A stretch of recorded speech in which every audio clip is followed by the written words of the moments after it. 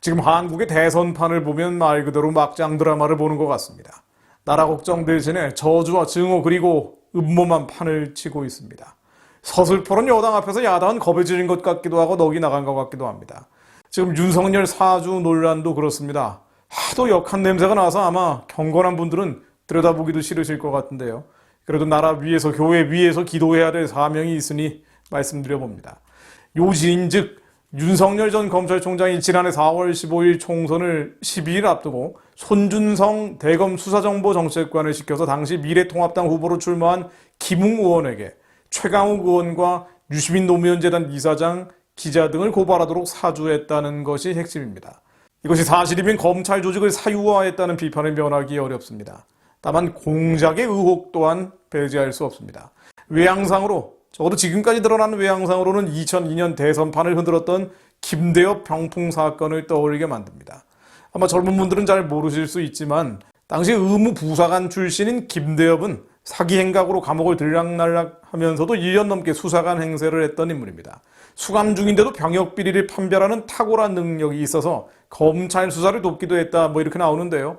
2001년 3월 사기 혐의로 구치소에 있던 중에 뇌물수수 혐의로 긴급 체포된 김길부 전 병무청장에게 검찰 수사관인 것처럼 행세하면서 자백을 회유한 적도 있습니다. 출소 후에 김대엽은 오마이뉴스 기자를 만나서 김길부로부터 1997년 대통령 선거 직전에 이회창 후보와 아들 이정현 등 병역 면제 사실을 은폐하기 위해 대책회의를 열었고 그에 따라 병역 판정부표를 파기했다는 진술을 들었다고 제보했습니다. 녹음 테이프도 있다면서 신빙성을 더했죠. 당시 오마이뉴스 보도 제목은 이회창 아들 병역비리 은폐 대책회의 열었다. 병무청 간부 폭탄 진술 뒤에 부인 등이었습니다. 민주당은 병역비리가 드러났다면서 이회창 후보를 심판해야 한다고 목청을 높였고요. 대선 전까지 발표한 논평만 249회에 달합니다. 인터넷 신문의 보도를 신문 방송이 받아서 확대 재생산을 했고 검찰 수사가 시작되면서 시민단체까지 가담했습니다.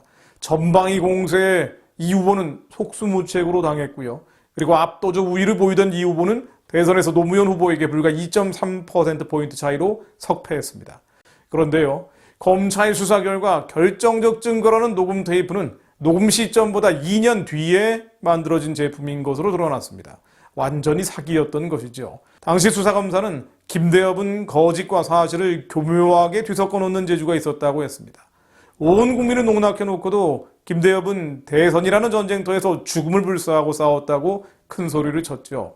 김대엽의 거짓말에 언론과 검찰, 야당과 시민단체가 한통속이 됐습니다. 그러나 이회창 후보 입장에서는 버스가 이미 지나간 뒤였습니다. 그 이후 얼마나 많은 거짓말들이 한국을 뒤덮었는지 한번 생각해 보십시오.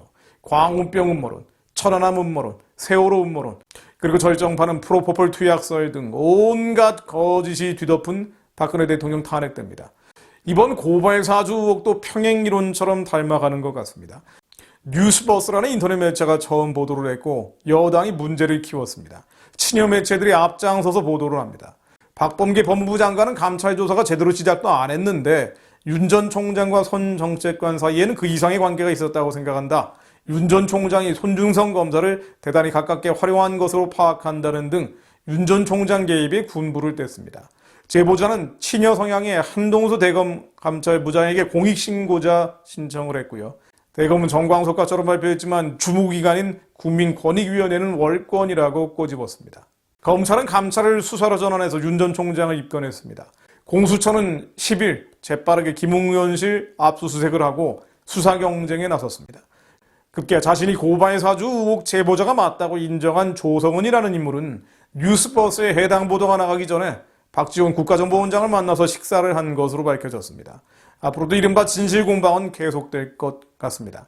그러나 대선은 시간과의 싸움이죠. 사실규명을 아무리 한다고 해도 문제제기 진영에 유리할 수밖에 없습니다. 일사불란한 여당은 꽃놀이 펴려진 것 같습니다. 반면에 윤 전 총장은 흥분한 상태고요. 발언은 정제되지 못하고 격정적입니다. 당내 경쟁자들은 이런 상황을 즐기고 있는 모습도 보이고 있습니다.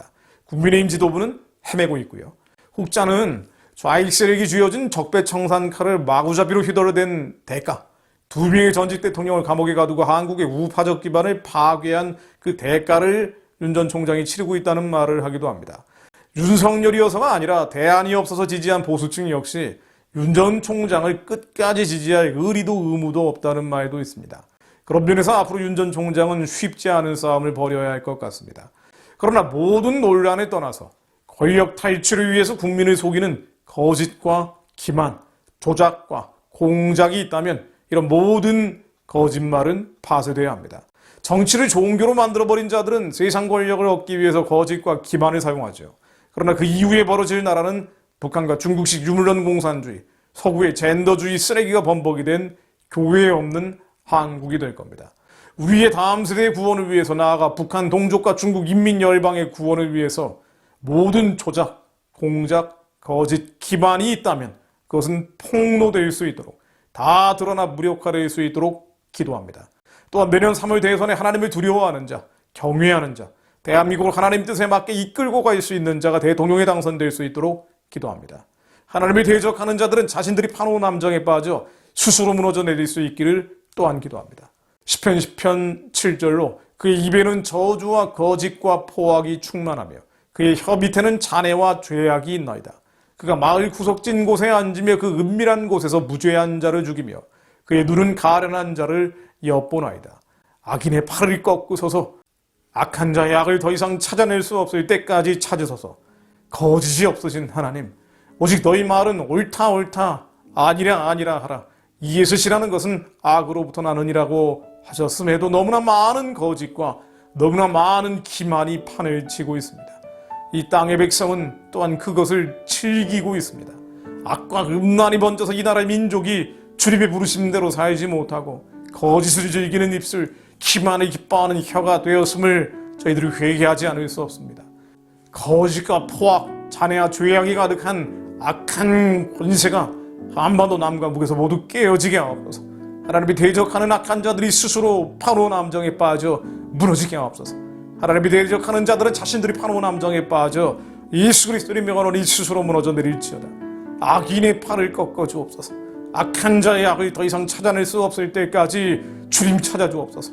우리의 다음 세대 구원을 위해 나아가서 북한 동족과 중국 인민과 열방의 구원을 위해 모든 조작과 공작, 거짓과 기반이 백일하에 다 드러나 폭로되게 하옵소서. 내년 3월 대선에 하나님을 두려워하는 자, 하나님을 경외하는 자, 주님을 진정으로 아는 자가 대한민국을 하나님 뜻에 맞게 이끌고 갈 수 있도록 주님 기적을 만들어 주옵소서. 하나님 은혜를 내려 주옵소서.